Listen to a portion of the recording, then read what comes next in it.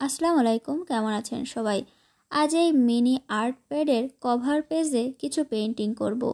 এই mini art প্যাডের সব পৃষ্ঠাতে আমার ছবি আঁকা হয়ে গিয়েছিল, কিন্তু এর কভার পেজটা কেমন যেন খালি খালি লাগছিল।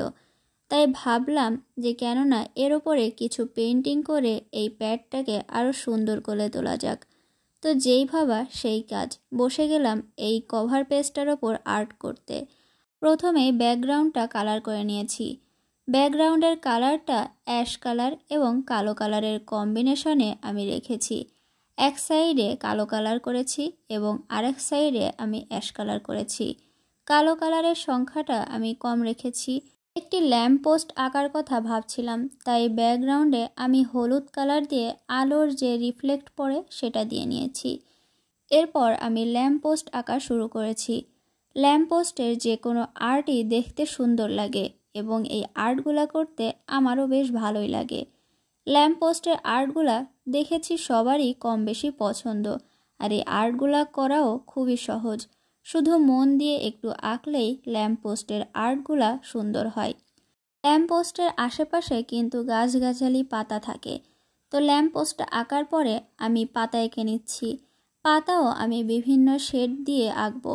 প্রথমে আমি কালো কালার করে নিচ্ছি। যেহেতু এই ল্যাম্প পোস্টটা রাতের অন্ধকার হিসেবেই আমি তুলে ধরছি, সেজন্য রাতের অন্ধকারে গাছের পাতাগুলাও কিন্তু কালোই দেখা যায়। সেই ভেবেই আমি পাতাগুলা প্রথমে কালো কালার দিয়ে এঁকে নিচ্ছি। কালো কালারের পাতাগুলা দেওয়ার পর আমি আলোর শেড অনুযায়ী আবার পাতাগুলা বিভিন্ন কালার দিয়ে নিব।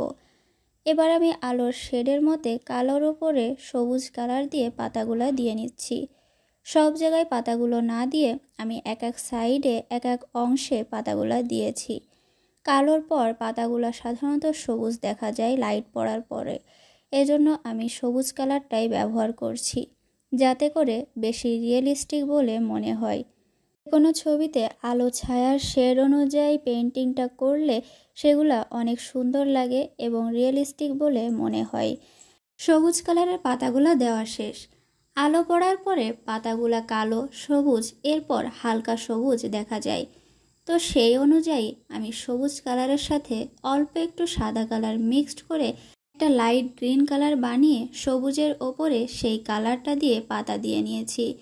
এরপর ল্যাম্প পোস্টের কালার যেহেতু আমি হলুদ করেছি, সেজন্য হলুদ কালারের কিছু পাতা দিয়ে নিচ্ছি, যাতে মনে হয় ল্যাম্প পোস্টের আলোটা ডাইরেক্ট পাতার ওপর পড়ে আলোটা রিফ্লেক্ট করে পাতাগুলা হলুদ হলুদ দেখা যাচ্ছে। পাতাগুলা দেওয়া শেষ হয়ে গিয়েছে। বৃষ্টির সময়ে ল্যাম্প পোস্টগুলো দেখতে কিন্তু দারুণ লাগে, সেই হিসাবে আমি বৃষ্টির কিছু ফোঁটাও দিয়ে নিচ্ছি। এই তো আমার ছবিটা প্রায় শেষের পথে। মিনি প্যাডের কভার পেজে আঁকা এই পেইন্টিংটা আপনাদের কাছে কেমন লাগলো অবশ্যই কমেন্টের মাধ্যমে জানাবেন। আজকে এ পর্যন্তই, ভালো থাকবেন সবাই।